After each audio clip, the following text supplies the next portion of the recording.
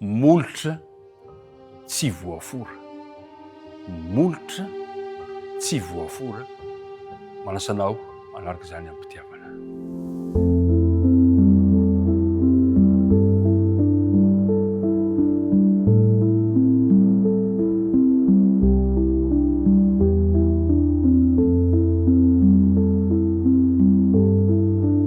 Re mpiara-midinika namana,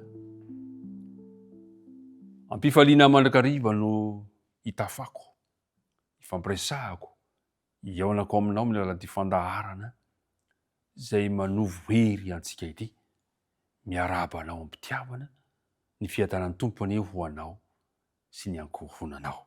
Dia hiaraka hivavaka isika raha nomboka izao fandaharana izao. Raha io, misaotra anao zahay noho ny fahasoavanao izay mbola matoy izao anay.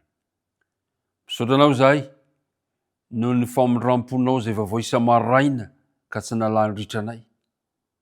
Misaotra anao zahay fa nampionanao amin'ny alalan'ity fandaharana maminay ity. Mitahy anay, mitenena aminay, esory tompo ny hevitra mampisaraka anay aminao, ka ny fanena masina mihitsy no irinay, anjaka ty amponay. Anaran'i Jesosy. Amen. Ry mpiara-midinika namana, andeha averisika indray ilay andinina tao tadidiana, Exodus toko 5, ka ny andininy voalohany sy ny andininy faharoa, ary rehefa afaka izany. Mosesy Arona dia nakao amin'ny Farao ka niteny taminy hoe, izao lazainy Jehovah Andriamanitry ny Israely, alefaso ny oloko mba hanao any firavona ho ahy ho any nefitra. Fa hoy Farao, iza moa Jehovah no ekeko teny ka andefasako ny Israely? Tsy fantotro izay Jehovah ka tsy alefako ny Israely. Ry mpiara-midinika namana, mitohy ny tinitinika antsika. Nanome toky lehibe an'i Mosesy Andriamanitra ny amin'izay ataony. Nanome toky Andriamanitra.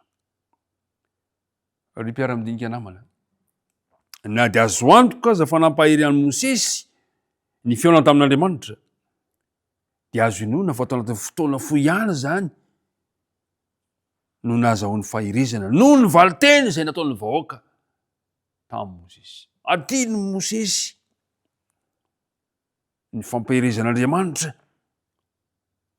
fa nitambesatra tao anatin'ny sainy ny valiteny mahery izay nataon'ny olona.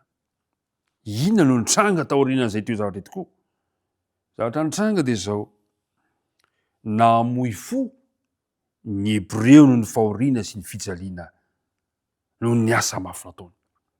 Vokany, tsy nety ny aino ny teny Mosesy intsony izy ireo. Mosesy izay nanome toky fa hiditra ao an-tsehatra Andriamanitra ary natanteraka ny tenina ampanantenainy. Tsy nety ny vahoaka. Amin'ny vahoaka dia vitony hoe, efa ela loatra no niandrasanay kanefa tsy mbola hitanay izay nandrandranay. Ka nahoana izy no hiova ankehitriny? Kivy sy velo fanantenana izy ireo. Marina fa tena azo antoka fa nangidy tokoa ny toe-javatra nitranga. Ry mpiara-midinika namana, ny tsy ananako, ny tsy ananana fanantenana no tena mission ataon'ny Satana amin'izao fotoana izao. Ary zay ihany koa nataony tamin'ireto vahoaka Hebreo reto. Marina fa izy tamintsika tokoa moa tsy mbola tamin'izany toerana izany diso fanantenana. Izy tamintsika tokoa moa tsy mbola natsapa fahakiviana teo amin'ny fiainana, natsapa tsy fahafaham-po. Eny, mety natsapa mihitsy fa hoe tena nafoin'Andriamanitra. Tsiry afa. Eo mandrakariva Andriamanitra.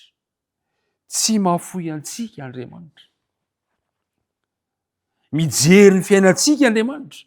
Ary vonin'Andriamanitra hitady ny vahaolana, hanome ny vahaolana ho anao. Tadidinao ve ny tantaran'i Job?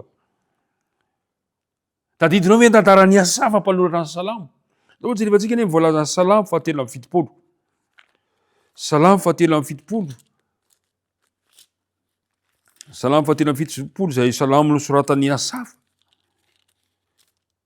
izay nitolona mafy tamin'ireo fanontaniana maro tao an-tsainy, mikasika ny amin'ny fahombiazany ratsy fanahy sy ny fahoriana mahazo ny marina.